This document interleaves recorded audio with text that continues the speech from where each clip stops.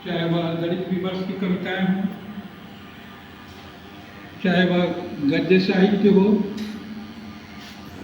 चाहे आदि या फिर ट्रांसजेंडर से संबंधित साहित्य, ये सभी भी विमर्शात्मक साहित्य हैं जो आधुनिक साहित्य की देन है।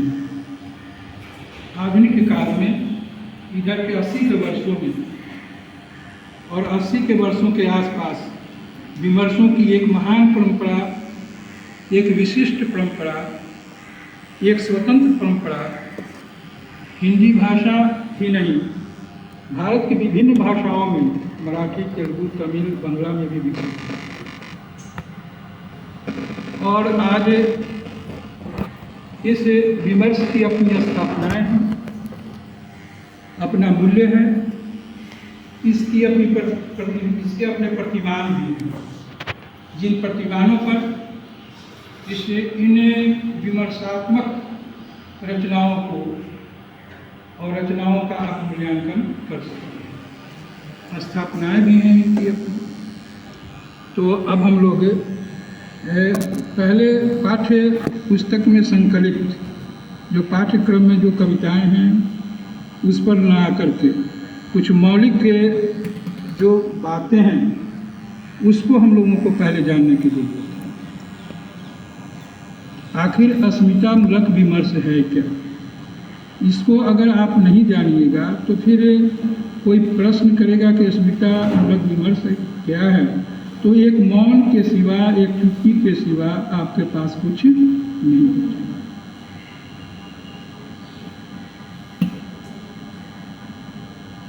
मनुष्य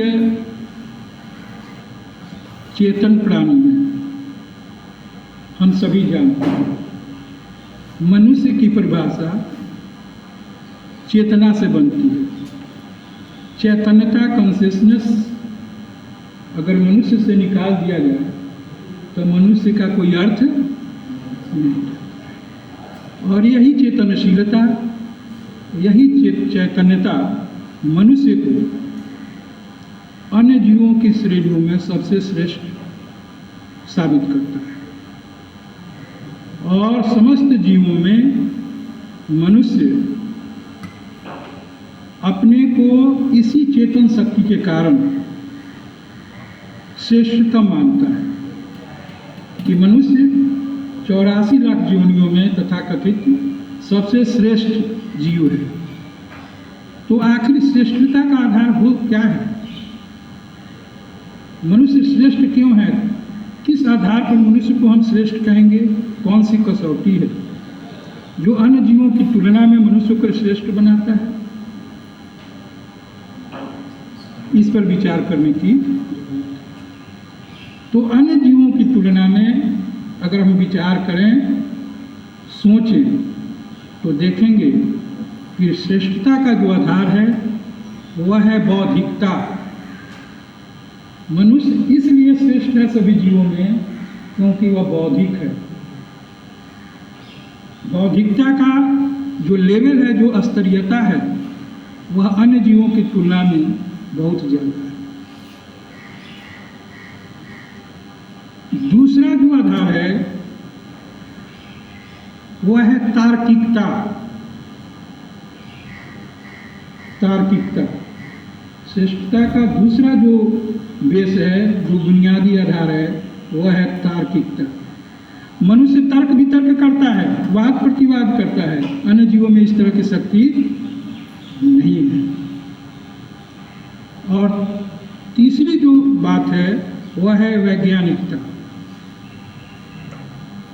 वैज्ञानिक दृष्टि, तार्किक दृष्टि और बौद्धिकता, यही मनुष्य की श्रेष्ठता का आधार है कि हम किसी चीज को तर्क के आधार पर कसते हैं, कसौटी पर कसते हैं, वैज्ञानिक दृष्टि से देखते हैं और बौद्धिक होकर के सोचते हैं। और वही वैज्ञानिकता, तार्किकता और बौद्धिकता मनुष्य को श्रेष्ठतम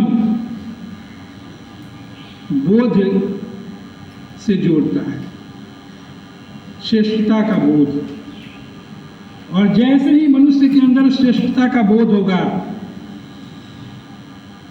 विभाजन की स्थिति वहीं से पैदा होगी। श्रेष्ठता का बोध ही विभाजन का कारण है। श्रेष्ठता का बोध, अयम निडः परोवेति का बोध बन जाता है। यह तेरा है, यह मेरा है।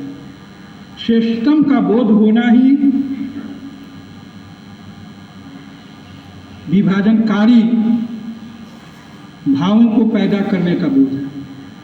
और यहीं से शुरू होता है शासक शासित के बीच का अंतर, शोषक शोषित के बीच का अंतर, श्रेष्ठतम निकृष्टतम का अंतर, ऊंच और नीच का अंतर, श्वेत अश्वेत का अंतर, ट्रांसजेंडर और जेंडर का अंतर, श्वेत अश्वेत का अंतर। और देखेंगे कि ये अंतर जैसे जैसे बढ़ेगा, भेद की स्थिति, संघर्ष की स्थिति, प्रतिरोध की स्थिति पैदा होगी। संघर्ष की स्थिति पैदा होगी, प्रतिरोध की स्थिति पैदा होगी, विरोध की स्थिति पैदा होगी कि हम अपने को श्रेष्ठतम मानने लगे। समाज को बांट दिया हम लोगों ने, दो वर्ग बना दिए, एक रेखा खींच दी श्रेष्ठतम की और निकृष्टतम की, और यहीं से विरोध की स्थिति पैदा होती। यहीं से अस्मिता के भाव पैदा होते। अस्मिता बोधक जो भाव है, उसके मूल में यही श्रेष्ठता का बोध है कि हर आदमी तब अपनी आइडेंटिटी के लिए संघर्ष करता है। जैसे शोषक और शोषित के बीच संघर्ष की स्थिति पैदा होगी, द्वंद्व की स्थिति पैदा होगी, हिंसा की स्थिति पैदा होगी, प्रतिरोध की स्थिति पैदा होगी, वैसे ही समाज में एक प्रकार की वैचारिक क्रांति की शुरुआत होगी, विचारगत क्रांति होगी। श्रेष्ठता और निकृष्टता को लेकर के संपूर्ण मानव समाज दो भागों में बटेगा।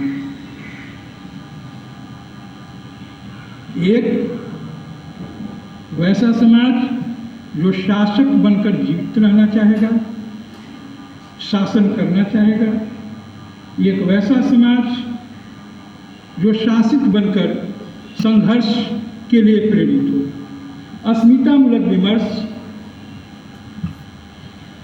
शोषितों के विरुद्ध शासितों का विमर्श है कि वह अपने स्ट्रगल फॉर एक्जिस्टेंस, अपने अस्तित्व और वजूद की रक्षा के लिए संघर्ष करता है। और मनुष्य चूंकि चेतनशील प्राणी है, इसलिए स्वाभाविक है कि वह अपने वजूद के लिए स्ट्रगल करे। और अस्मितामूलक विमर्श में रचित साहित्य का यही प्रदेय है,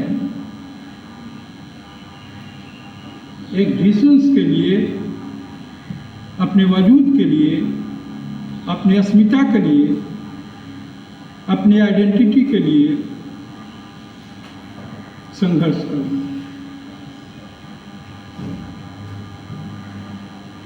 इस विमर्श के अंदर जो भी रचनाएं आती हैं विश्व साहित्य में, उसके मूल में आप देखेंगे कि दो प्रवृत्तियां हैं।